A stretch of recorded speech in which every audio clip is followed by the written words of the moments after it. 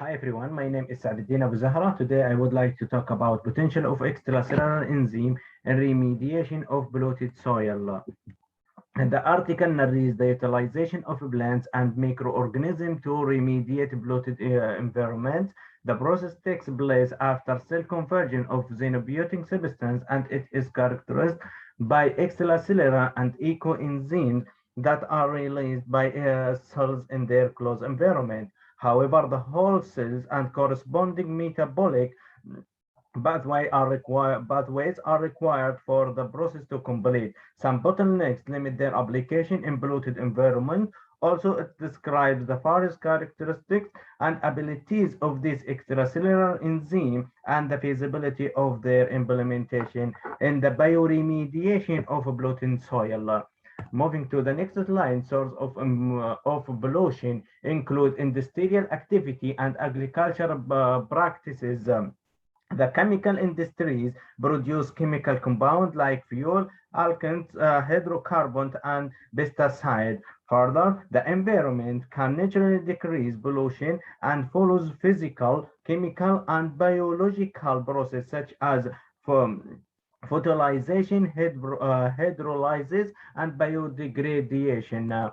Um, Moving to the bioremediation process, it involves the application of biological process to clean up hazardous chemicals that are present in the environment.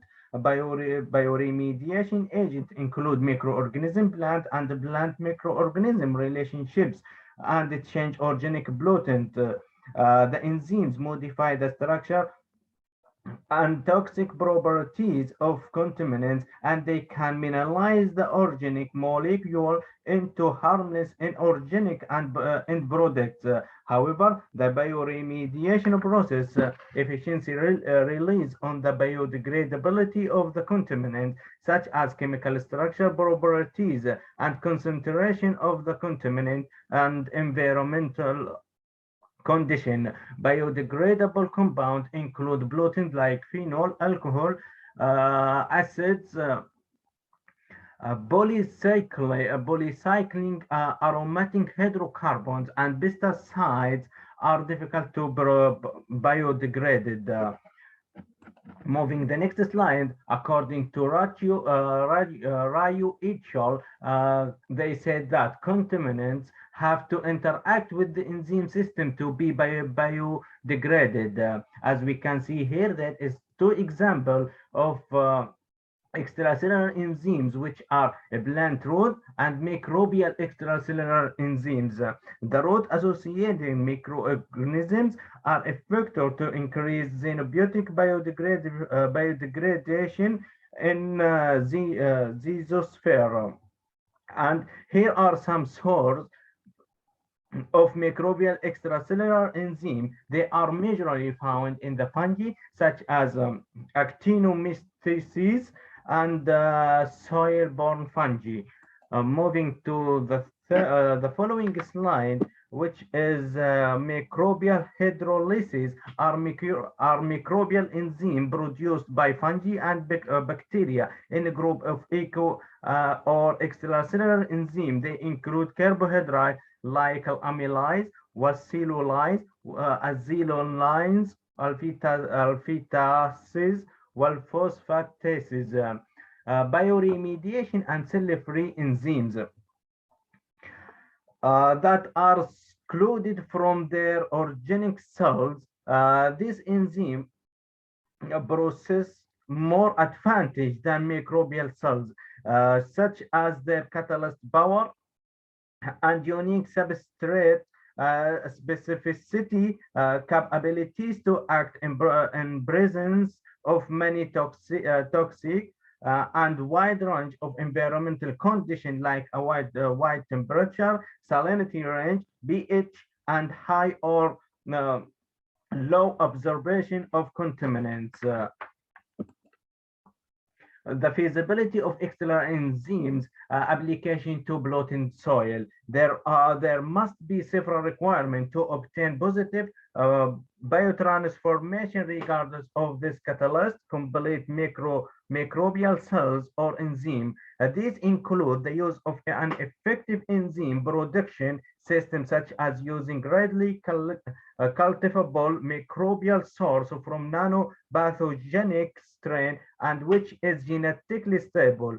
An effective catalyst like the use of purified enzymes that are active in reaction and process stable substrate selectivity. A steady biocatalyst that sweet the environmental condition of a pollutant site, and it is responsive to stabilization and embolization measures. And appropriate enzymes should be identified and should be specific for chemical reaction products and substrates. Selective screening should be done to identify the base source of enzyme activity through conservative microbiological procedure. The enzyme should be cultured into to increase yield or to remove enzyme for cell application. Also, the enzyme should be stable following operational condition. Enzyme drive disadvantages. Enzyme lose their activity during protein transformation. Enzyme existence in the integrate three-dimensional framework of organic and material practical restorative mobility. The responses of the enzyme is effective. The production of purified enzyme is long and requires expensive isolation and purification. Enzymes have short life in uncontrolled environment such as soil. In conclusion, I would like to say extracellular enzyme, either cell-free or cell-associated, are powerful catalysts during the biodegradation of hazardous pollutants, but their application on large scale is still limited for remediation of polluted soil. It is because several disadvantages concern enzymes and pollutants. However, the exploration of extreme environment and using advanced technology have opened a new approach in enzyme production and application. This is my reference lens, and thank you for listening to me.